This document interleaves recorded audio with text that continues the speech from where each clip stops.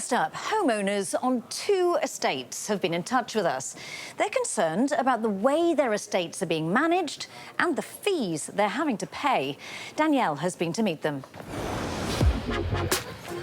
76-year-old John Mabbott loves his footy, clearly. Long retired, he enjoys giving the local kids a run for their money in this Bridgend neighbourhood. The Avon Gardens estate was built in 2014 by Flintshire-based house builder Redrow, and John loves it here. So, John, what do you love about living here? Oh, I just like it. You know, we're a strong community. I like the people, I like the houses. But there's a problem. Residents like John are unhappy with the fees they have to pay to a property agent and feel Redrow didn't properly explain them when they bought their homes. Most of our streets are adopted by local councils.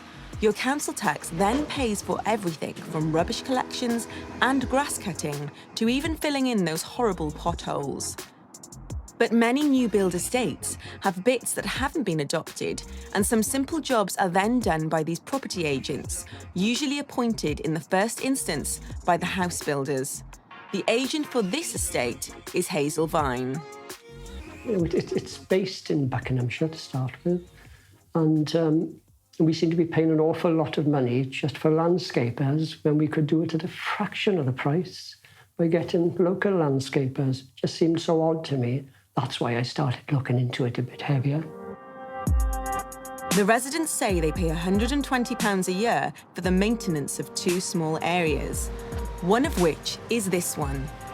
But although the grass does get cut here, the residents have no access to it. John is going to take me to meet a few of the other unhappy homeowners. What are your feelings about Hazel Vine? Just a bit disappointing. It's a lot of money we're paying. We don't see much of them. I don't actually know what we're paying for. I mean, you know, we pay a lot of money for council tax. Maybe it would be better for us to have our grounds maintained by the council. Hazel Vine respond by saying their service charge has been the same for 5 years and covers a range of work from general maintenance to health and safety measures. I'm heading to another Redrow site where residents are unhappy with what they're being forced to pay. The Caerphyrnais estate in Ebbw Vale was built in 2007. It includes these homes and also a block of flats. But here, management fees are not paid by everyone. This row of houses pay the fees. These don't. These 2 houses are connected to one another, but only the one on the right has to pay the fees. And the unlucky one is Sarah Jones, who pays £350 a year in fees. That's because she has to cross a section of unadopted land to access her home.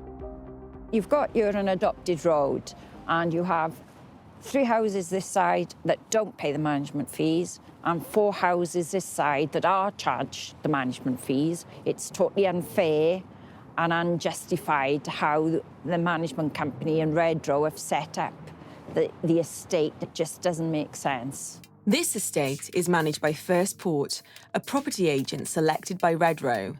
Freeholders like Sarah and neighbour Neil Smith are also being charged to maintain the grounds of these leasehold flats. And they say when they challenge the fees, it just costs them more money. I've gone sometimes refused to pay them, which then you have an admin fee added to your charge, which is £60 a time.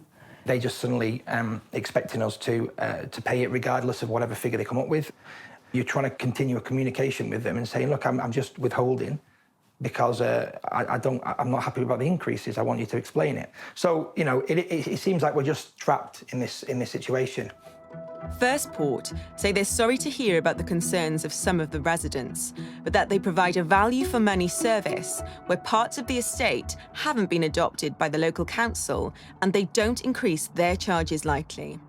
They say they maintain regular contact with any residents, like Sarah and Neil, who dispute the charges to explain to them why it's important they pay their share.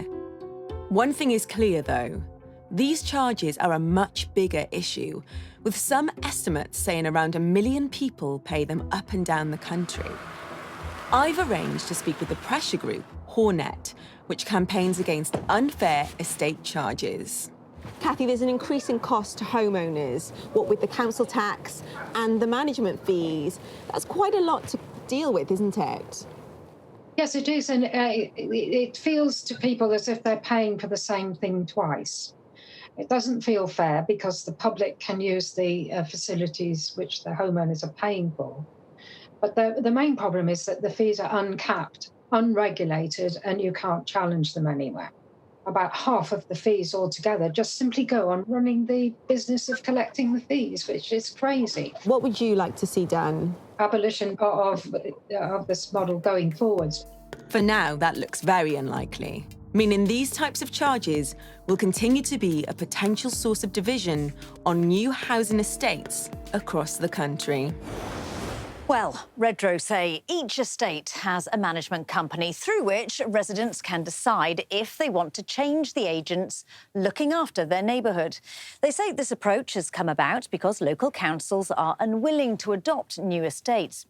They add that all of the management fees are transparently broken down within the title deeds and reviewed by the customer solicitors during the buying process.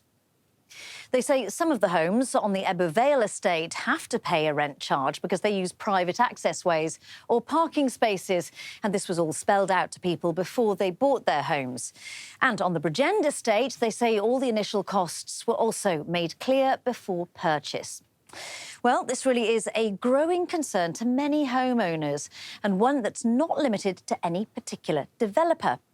Well, joining me now is Nigel Glen, CEO of the Association of Residential Managing Agents. Good to see you, Nigel. There's been a lot of coverage, hasn't there, about residents who are having difficulties with these charges. What are the main problems that people are facing with them? Maybe as a problem with the conveyancing part of it, they just are not aware that these charges exist. And the first thing that happens is they get a bill, and of course they go, where did this come from? It's something I didn't budget for.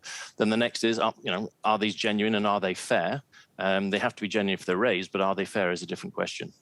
So what would you like to see done to make this clearer? I think if I was an estate agency and I was looking at that property, the estate agent should be obliged to say that property, the service charges, if it's leasehold, or the estate rent charges are likely to be, et cetera, et cetera. One of the problems is managing agents tend to know who's moved into particularly a flat way after it's been sold.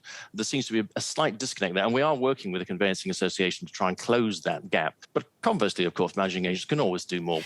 So what rights do people have then to challenge these charges if they're not happy? If you're on leasehold, then what you can do is you can challenge them. There's the first tier tribunal. If you're a freehold estate, it's much more limited. And there are plans afoot with the government, which we fully support, to try and bring the freeholder side more into line with the leaseholder, to give them far more rights and ability to challenge if they think something's unfair and unreasonable.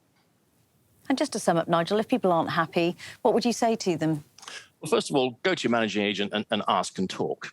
Otherwise, support the changes in the law. The way that councils sort of move away from the responsibility for paying for roads and lights and so forth hasn't helped the situation because somebody has to pay for those. And again, that comes out as a rent charge. So if the council adopted those roads, a lot of the pain would go away. OK, interesting. Nigel, thank you very much.